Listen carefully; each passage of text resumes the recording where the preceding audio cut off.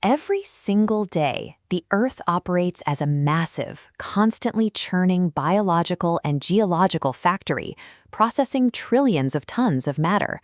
In human engineering, any facility running at this scale faces a guaranteed mathematical outcome. Continuous production inevitably generates mountains of toxic waste and unusable byproducts.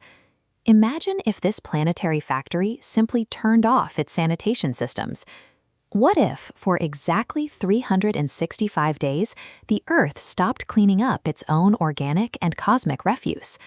Within months, the land and oceans would suffocate under a putrid, uninhabitable layer of rotting plant matter and the corpses of hundreds of thousands of animal species. Looking at this 365-day projection, the exponential climb of the trendlines shows the inescapable cosmic consequence. The planet would be completely crushed by a continuous, unending rain of accumulated orbital debris and falling space rock. Yet, when we step outside, the environment remains remarkably pristine.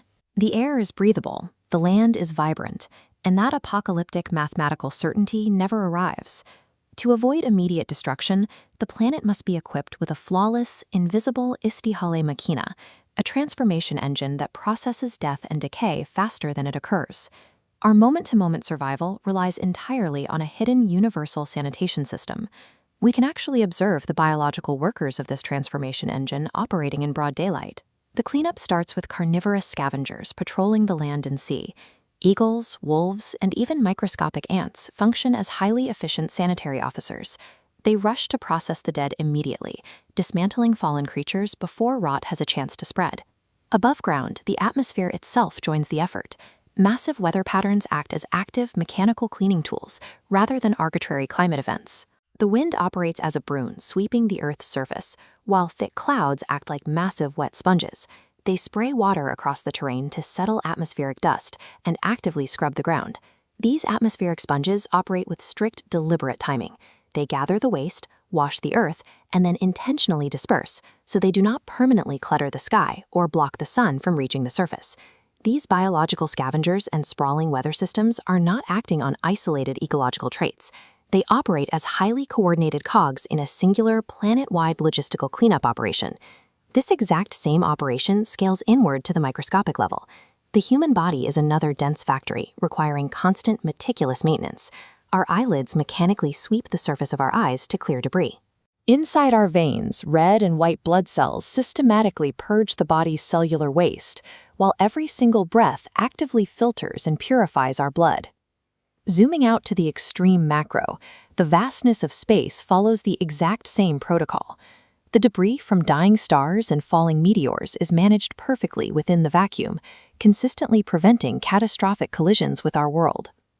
In this vector model, individual atoms navigate constant chemical storms at the microscale. They actively refuse to crowd together unnecessarily. At the quantum level, these atoms continuously shift, locking into perfectly pristine, clear, and beautiful geometric states. The same rigorous standard of purity governs a burning star, a human eyelid, and a subatomic particle. These entities share almost no physical characteristics, yet they all obey a single, identical protocol, an order that exists independently of the matter it controls. Assigning this total coordination to random chance forces us to explain how millions of unrelated objects, at every imaginable scale, arrived at the exact same solution for managing waste.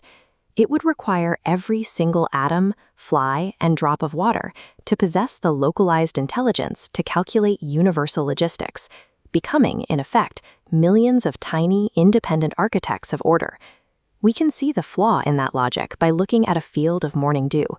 When thousands of tiny reflections appear in those water droplets, we don't assume there are thousands of independent suns on the ground. We know they are all reflecting a single sun in the sky. This universal law of cleanliness operates the exact same way. It points directly to a unified creator acting as the singular source for cosmic order. This points directly to the divine name Kuddûs, which translates to the most pure or the holy. Every single act of cleaning in the universe, from a fly brushing its wing to a star burning off its mass, is a direct physical manifestation of this name. And this physical reality of the universe carries a direct human consequence. The flawless physical purity we see in nature is deeply tied to the expectation of spiritual purity in us. The universe perfectly and continuously purges its physical waste in obedience to its creator.